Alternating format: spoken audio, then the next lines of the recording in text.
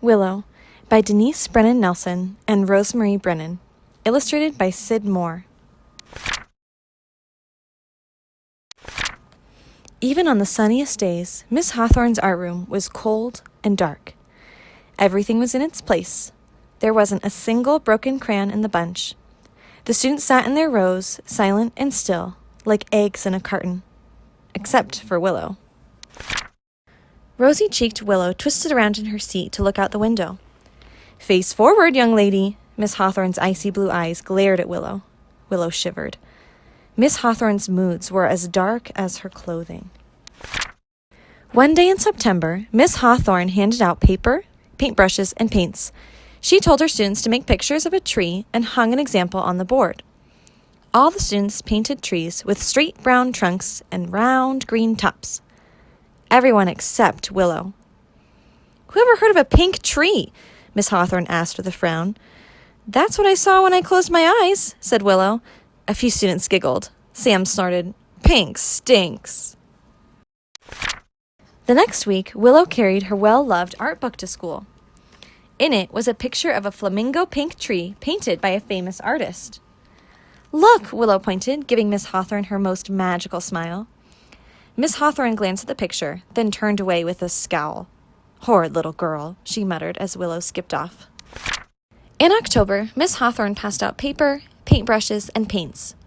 She told her students to make pictures of an apple tree and hung an example on the board. All the students painted trees with straight brown trunks, round green tops, and red apples. Everyone except Willow. Miss Hawthorne pointed with a long, bony finger. "Look at the mess you've made. And there's no such thing as a blue apple." "But that's what I saw when I closed my eyes," said Willow. Some of the students giggled. Sam laughed especially hard. "Yeah, who ever heard of a blue apple?" The next week, Willow carried her well-loved art book to school. She showed Miss Hawthorne a picture of a tree with blue apples. Then she reached into her backpack and took out a blue apple. "This is for you," she said, handing it to Miss Hawthorne. Miss Hawthorne's face turned crimson. "Horrid little girl," she muttered as Willow skipped off. Autumn flew past. Willow always seemed to be in trouble in Miss Hawthorne's class. "Stop daydreaming, Willow.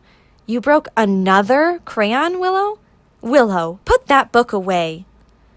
Most of all, Willow got into trouble for not painting things the way Miss Hawthorne wanted her to.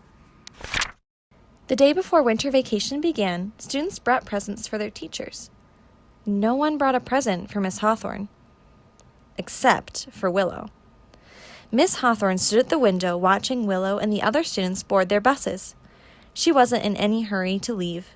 No one was waiting for her at home. Miss Hawthorne walked to her desk. She was surprised to see a gift. No one ever gave her gifts. "To Miss Hawthorne, my art teacher, from Willow."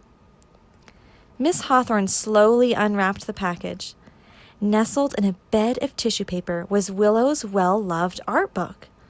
Miss Hawthorne sat holding the book for a long time. It was dark outside when she walked to the cabinet where the art supplies were kept locked away.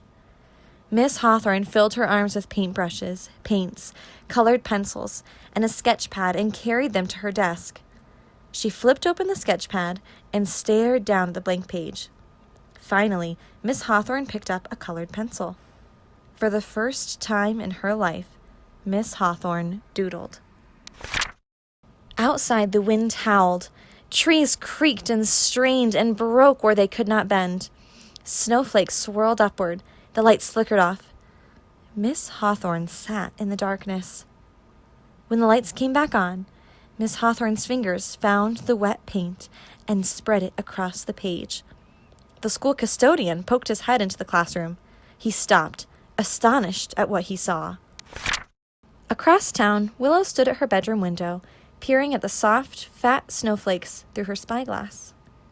After a while, she climbed into bed and fell asleep, wondering if Miss Hawthorne liked her present.